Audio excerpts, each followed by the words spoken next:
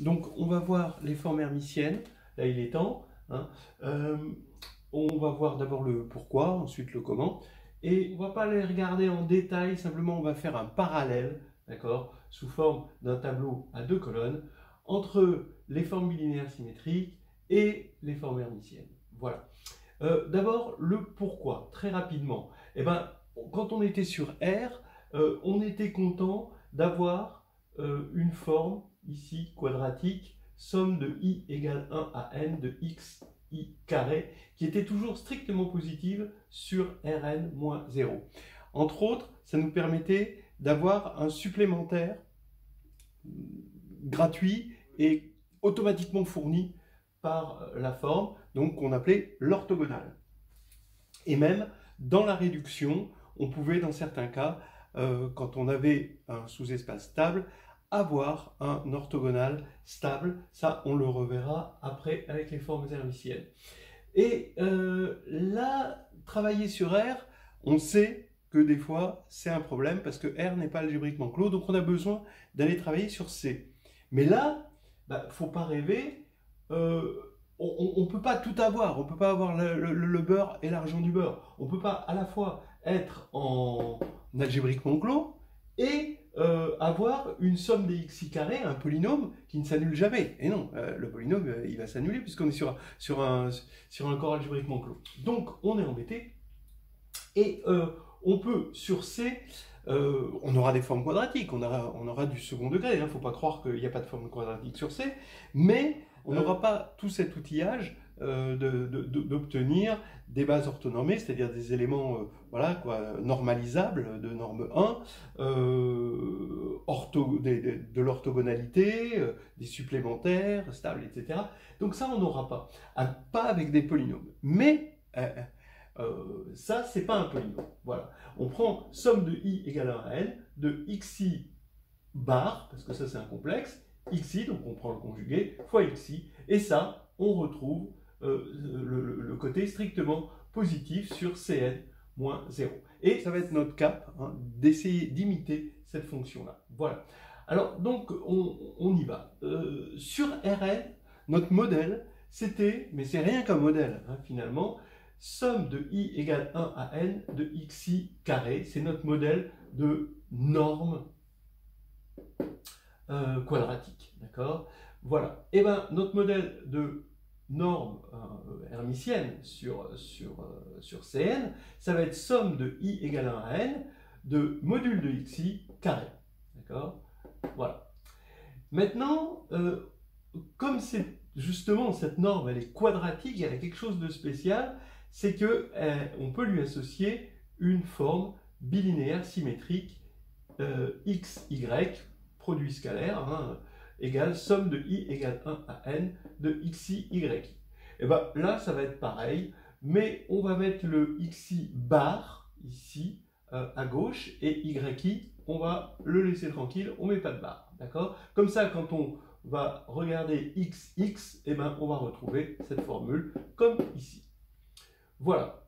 Bon, alors, maintenant, c'est ça le problème, c'est que là, on est sur un espace Rn qui est muni d'une base particulière, et cette base particulière, qui est la base canonique de Rn, elle va être orthonormée, hein, pour cette forme.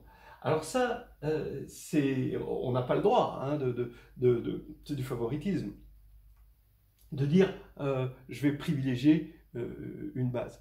Bon, maintenant, quand on est dans un espace E n'arrive pas avec une base particulière. Donc, il faut rendre les choses un petit peu plus abstraites. F, on va regarder les formes bilinéaires symétriques qui vont avoir pour modèle ce qu'on veut ici. Dans un premier temps, donc, on va avoir 1 yx égale xy, donc quelque chose de symétrique, c'est bien ce qui se passe là. Et puis, phi x, qui est une fonction en y, d'accord, qui à y donne xy, c'est pour ça que je la note comme ça, est linéaire. Voilà. Vous remarquerez que 2, ça va revenir à dire que l'application phi qui a x dans E associe phi x dans E étoile est bien définie. Mais en plus, si on a 1, alors le fait d'être linéaire à droite va entraîner qu'on est linéaire à gauche. Et donc, cette application elle-même est linéaire. Voilà. Et bien, ça va être pareil pour les formes à symétrie hermitienne. Mais cette fois-ci, quand on va regarder ce qu'on a là, ben, on se dit, ben, je voudrais que yx, c'est xy presque, mais conjugué. D'accord? Voilà, le modèle est là. Et que la fonction qui a y donne x, y, pour x donné, est linéaire. Vous voyez que c'est linéaire ici, parce qu'il n'y a pas de barre hein, en y. Voilà. C'est-à-dire, maintenant, phi, maintenant, de E dans E étoile, qui a x donne phi x, hein, le même phi x ici, c'est ça phi x. Ben, cette fois-ci, elle est bien définie, mais elle ne va pas être linéaire parce qu'il y a ce bar ici, elle va être semi-linéaire, c'est-à-dire qu'elle va communiquer avec l'addition, mais elle va remplacer lambda x par lambda bar phi x. D'accord? C'est ce semi-linéaire. Voilà.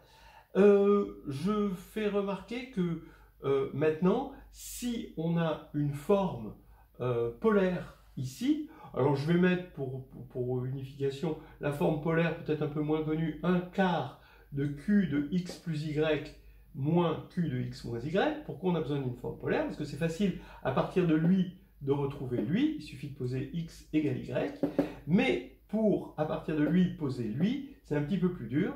Et dans le cas général, voici la formule de la forme polaire. Eh bien, il y a une formule de forme polaire hermitienne, c'est-à-dire à partir d'une fonction h. C'est, voilà, hein, on a celle-là. Je ne vais pas insister là-dessus, hein, on ne va pas s'en servir énormément. Il y a aussi une version matricielle, c'est-à-dire que si on fixe une base, d'accord, on a une base, hein, eh bien, la matrice S, ici, de l'application linéaire qui est ici, de E dans E étoile. Alors pour quelle base? Ici on prend la base E, ici on prend la base E étoile. Cette matrice S va vérifier que S transposé est égal à S, et XY ça va être X transposé SY ou X et Y. C'est les vecteurs colonnes de petit x et petit y dans la base E. Voilà, et on fait pareil, là, du côté hermitien, quand on a une forme comme ceci, eh ben, on va pouvoir écrire une matrice H et ici écrire XY égale X étoile HY avec H étoile égale H. Alors le étoile, c'est le transconjugué, donc on prend la transposée et on conjugue, d'accord? C'est transposé et bon, bien sûr, ça commute, hein? On peut d'abord conjuguer, puis ensuite prendre la transposée, on retombera exactement sur la même chose. Voilà, donc finalement, ça veut dire que H, hein, d'accord, la matrice H, c'est simplement la matrice des EI, EJ, hein, dans la base qu'on s'est fixée. Bon, maintenant, bah, à partir du moment où on veut des bases, il faut des changements de base. On a S' égale P transposé SP, quand P est la matrice de passage. Donc ça, c'était l'ancienne base. Ça, c'est la matrice dans la nouvelle base E', hein, par exemple. Et ça, c'est la matrice de passage de E vers E'. Et là, pareil, H', P étoile. Là, cette fois-ci, pareil, la transconjuguée, HP. Bon, ce qui fait qu'on a des orbites. C'est-à-dire, on va regarder l'ensemble de toutes les matrices possibles. On fixe une forme bilinéaire symétrique. On regarde l'ensemble de toutes les matrices possibles qui sont ce qu'on appelle congruentes. Hein, on définit comme ça la congruence. Ici, on définit la congruence hermitienne. Et on regarde toutes les matrices possibles. Donc, c'est ce qu'on appelle des orbites. Hein, et dans les orbites, il y a un élément qui a une forme qui nous intéresse, qu'on appelle la forme normale. C'est le théorème de Sylvester. Et il est unique sous cette forme, et on l'appelle IRS, c'est-à-dire qu'il y a R1, c'est une matrice diagonale avec R1, S-1, et le reste, ce sont des zéros. D'accord? Et là, pareil, si on regarde les matrices hermitiennes, ben, on regarde les orbites, l'ensemble des changements de base possibles, et les matrices qu'on obtient à partir d'une matrice hermitienne et en faisant des changements de base, et on obtient aussi un théorème de Sylvester, c'est-à-dire que toutes ces choses-là, qu'on appelle des orbites, possèdent un unique élément sous cette forme-là. Donc finalement, ça veut dire qu'il existe une base, qui elle n'est pas unique, hein, évidemment, mais il existe une base telle que dans cette base, la forme qui nous intéresse s'écrit sous cette forme-là, avec des 1 sur la diagonale, moins 1 ensuite, et des 0, et le reste, plus rien d'autre que des 0. Mais par contre, si la base dans laquelle on va trouver cette forme-là sous cette forme-là,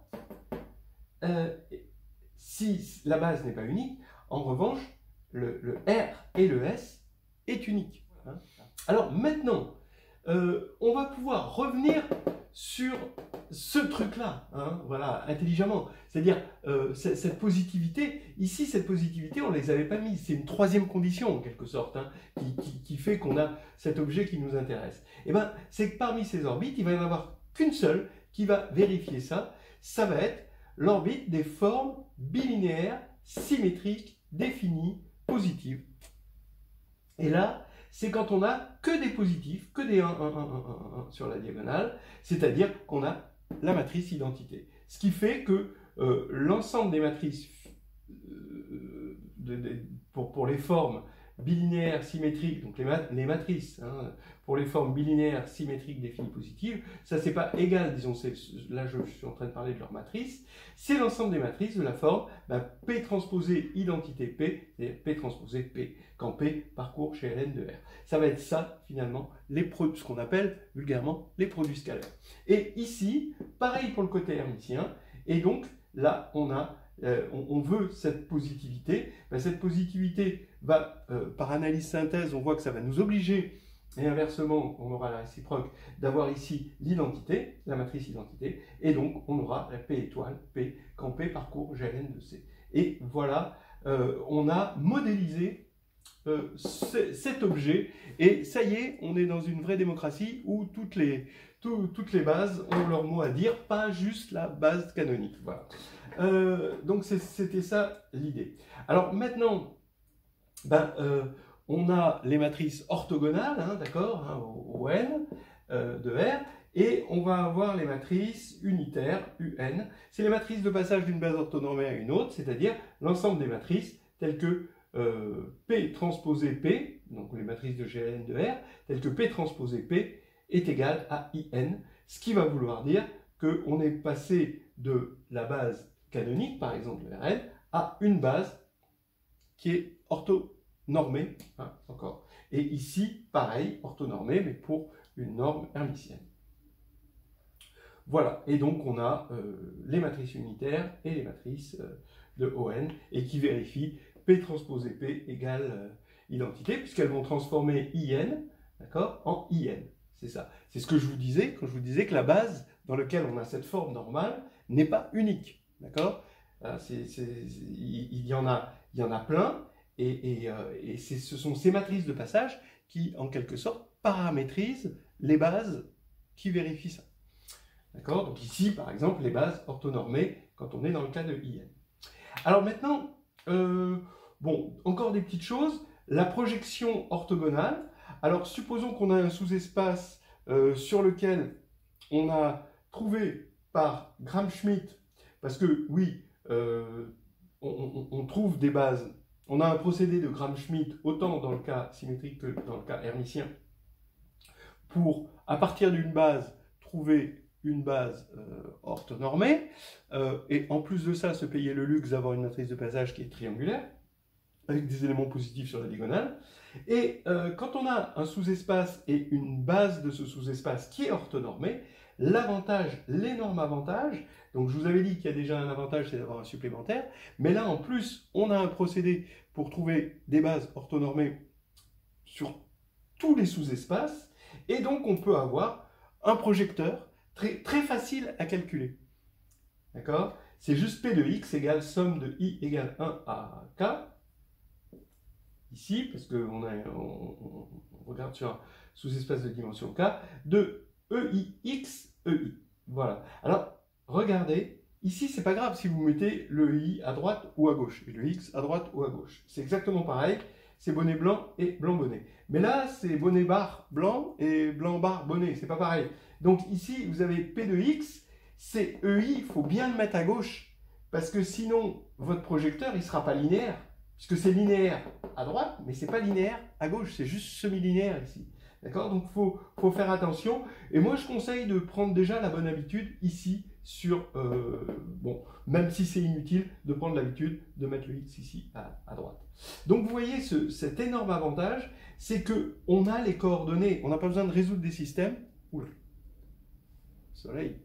Ô Pachacamac, puissant astre du jour, toi qui animes ce monde, frappe ce bûcher de tes rayons vengeants. On n'a pas besoin de résoudre des systèmes pour dire P de X, il est X moins P de X, il est dans ce sous-espace, P de X, il est dans ce sous-espace, et résoudre des systèmes pour obtenir les coordonnées de P de X. On les a automatiquement, et ça c'est la grande force. Par Pachacamac, le soleil lui obéit. Et c'est certainement pour ça, hein, pour cette formule, qu'on regarde les formes, les produits scalaires hermitiens.